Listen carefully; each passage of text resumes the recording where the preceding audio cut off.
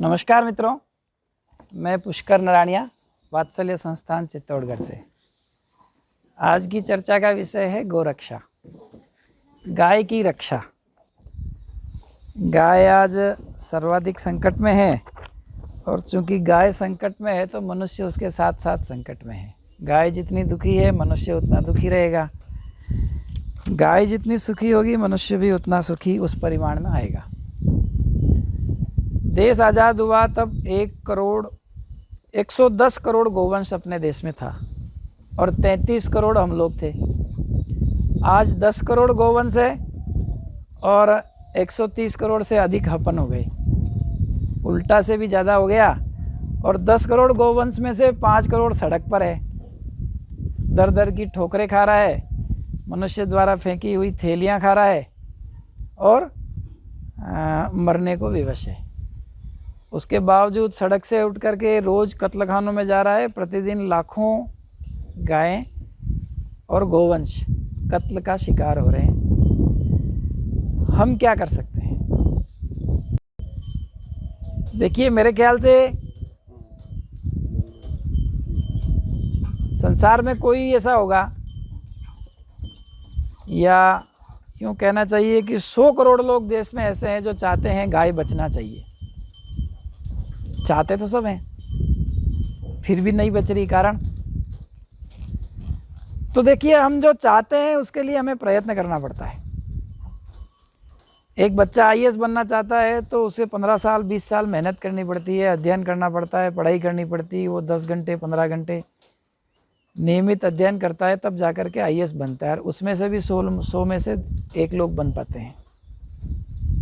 अभी ओलंपिक में हमारे एक प्लेयर ने भाला फेंका और उसमें स्वर्ण पदक प्राप्त किया।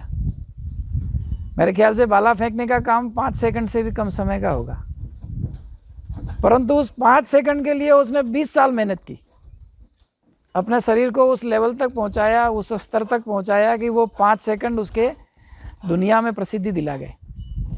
तो हम जो चाहते हैं उसके लिए हमें कुछ करना पड़ता है।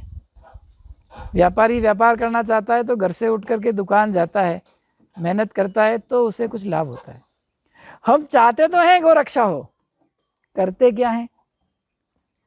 अपना अपना विचार करिएगा, आंख बंद करके विचार करिएगा कि हम करते क्या है गोरक्षा के लिए।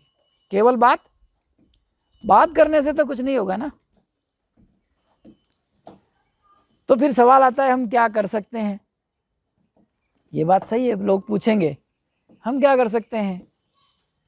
तो हम जहां हैं, जिस परिस्थिति में हम हैं, हम कुछ कर सकते हैं। जैसे हम किसान हैं, गाय पाल सकते हैं, गो पालन कर सकते हैं।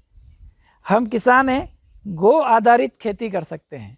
मैं मेरी खेती में गाय का गोबर उपयोग में लूँगा, गौमूत्र उपयोग में लूँगा, गाय के गोबर से वर्मी कंपोस्ट बनाऊँगा, गौमूत्र से विभिन्न प्रकार के खाद और पेस्टिसाइड्स बना करके उपयोग में लूँगा। गो आधारित खेती वह आपको भी सुख दिलाएगी, आपका उत्पाद खरीदने वालों को भी सुखी करेगी। गाय तो सुखी होगी ही। हम किसान हैं तो गो आधारित खेती कर सकते हैं, गाय पाल सकते हैं। मैं किसान नहीं हूँ, मैं तो व्यापारी हूँ, तो मैं गो उत्पाद का व्यापार कर सकता हूँ। क्या? गाय के विभिन्न उत्पाद है, दूध, दही, घी, मक्खन, गौमूत्र के अनेक उत्पाद हैं, गोबर के अनेक उत्पाद हैं, उनका व्यापार कर सकता हूँ। मेरा व्यापार किसी और वस्तु का है तो मैं अपने धन का एक हिस्सा गो रक्षण के कार्य में खर्च कर सकता हूँ। करता हूँ क्या? विचार करिए। मैं नौकरी करता हूँ, मैं पुलिस में जाऊँ तो कत्ल खाने जाने वाली गाय को पकड़ सकता हूँ। मैं अध्यापक हूँ तो अपने विद्यार्थियों में गो रक्षण के बारे में बातचीत कर सकता हूँ, उनको गो रक्षा के लिए, गो संरक्षण के लिए प्रेरित कर सकता हूँ। मैं वकील हूँ, एडवोकेट हूँ, तो गोरक्षा के मुकदमे में निःशुल्क लड़ूंगा।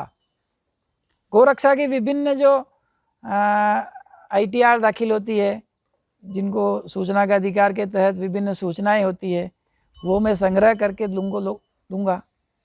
गोरक्षकों के जो मुकदमे होते हैं, गौशालाओं के मुकदमे होते हैं, मैं वह निःशुल्क लड़ूंगा। मैं तो डॉक्टर हूँ, मैं क्या करूँ? आप डॉक्टर हो, आपके पास रोगी आते हैं, आप प्रिस्क्रिप्शंस में गाय का दूध पीना, गाय का घी खाना वास्तव में लाभदायक है, वो शरीर के लिए अच्छे हैं। आज गाय का घी बैड कोलेस्ट्रॉल को ठीक करता है। हार्ट पेशेंट गाय का घी खा सकता है, ये निर्विवाद सिद्ध हो चुका। आप लिखिए, गाय के विभिन्न उत्पाद हैं, वो उसको उपयोग में लेने को प्रेरित करिए। डॉक्टर लिखता है तो मरीज करता है, आप कर सकते हैं। मैं पशु चिकित्सक हूँ तो गाय की चिकित्सा करूँगा। सड़क पे जाने वाली गाय की मैं निःशुल्क चिकित्सा करूँगा। जहाँ दिखेगी मैं रुक करके उसका निदान करूँगा। ये तय कर सकते हैं। हम जहाँ हैं, जैसे हैं, गौ सेवा कर सकते हैं। मैं गृहिणी हूँ, मैं तो कहीं कमाने नहीं जाती, कहीं बाहर नहीं जाती, तो मेरे घर में गाय का उत्पाद काम में आता है क्या? मेरी रसोई में दूध आएगा तो केवल गाय का आएगा, घी आएगा तो केवल गाय का आएगा। यह तय कर सकते हैं। गो उत्पाद का उपयोग करना, यह सबसे बड़ी गौ सेवा है। आप कल्पना करिए, 100 करोड़ लोग इस देश में अगर ये तय कर लें कि मैं अपने घर में केवल गाय के दूध और उससे बनी वस्तुएं ही उपयोग में लूँगा, कितनी बड़ी डिमांड खड़ी होगी गाय के दूध की। जब डिमांड होगी तो जो आज भैंस पाल रहा है कल को गाय पालेगा। गाय पलेगी तो गाय बचेगी। गाय गौशाला से नहीं बचेगी, गाय सरकार से भी नहीं बचेगी, गाय हम गो भक्तों से बचेगी। और हम गो भक्त केवल विचार करेंगे तो नहीं बचेगी, कुछ काम करेंगे, अपना समर्पण करेंगे और इससे हमें ही लाभ है। केवल इतना विचार कर लें, मेरे घर में दूध और उससे बने उत्पाद केवल गाय के दूध के होंगे तो ही स्वीकार्य होंगे, बाकी मेरे के सौगंध हैं, जिसको गोव्रती बनना कहते हैं। अगर गोव्रती बनने अधिक लोग तैयार हो जाएंगे तो पूरे देश में गाय के दूध से बने उत्पादन की मांग बढ़ेगी। मांग बढ़ेगी तो पूर्ति के लिए आदमी स्वाभाविक रूप से गाय पालेगा। गाय के दूध का उत्पादन बढ़ेगा, उत्पादन बढ़ाने के लिए गाय पालनी पड़ेगी, तो गाय पलेगी तो गाय बचेगी। तो हम जहाँ हैं वहाँ पर गौ रक्षा के लिए काम कर सकते हैं। हम युवा हैं, पास की किसी गौशाला में जा सकते हैं। गौशाला में जाकर के जो काम कर रहे हैं उनकी आलोचना ना करना, जो आयोजक हैं, जो मैनेजर है, उनकी बुराई नहीं करना। आप क्या वहाँ सेवा दे सकते हैं उसके बारे में विचार करना। क्या अच्छा नहीं हो रहा इसका चिंता और चिंतन नहीं करना, इसकी चर्चा भी नहीं करना। मैं क्या अच्छा कर सकता हूँ? गौशाला में कुछ नहीं, मैं 2 घंटे जाके सफाई करूँगा, करिए। मैं किसी चिकित्सक को ले जा करके गायों की चिकित्सा कराऊंगा। कोई बीमार गाय मेरे ध्यान में आई है, मैं डॉक्टर को पकड़ करके ले जाऊंगा या गाय को डॉक्टर के पास ले जाऊंगा। कर सकते हैं ना। आप गौशाला में 2 दिन देना चालू करिए, मैं प्रतिदिन 1 घंटा गौशाला जाऊंगा, निकट की किसी गौशाला जाऊंगा। आप तय करिए, ऐसे 100 लोग अगर गौशाला जाने लग जाएंगे तो वहाँ रहने वाला गोवंश सुखी हो जाएगा। हम घर बैठ के चिंता करेंगे तो कुछ नहीं होने वाला। हम गौ रक्षा के लिए अभी केवल सोचने के अलावा आगे कुछ करते हैं क्या? अपना अपना चिंतन करना और मैं जो कर सकता हूँ आज से करना, यह संकल्प लेने का आप सबसे बहुत ही विनम्र निवेदन है। सादर धन्यवाद।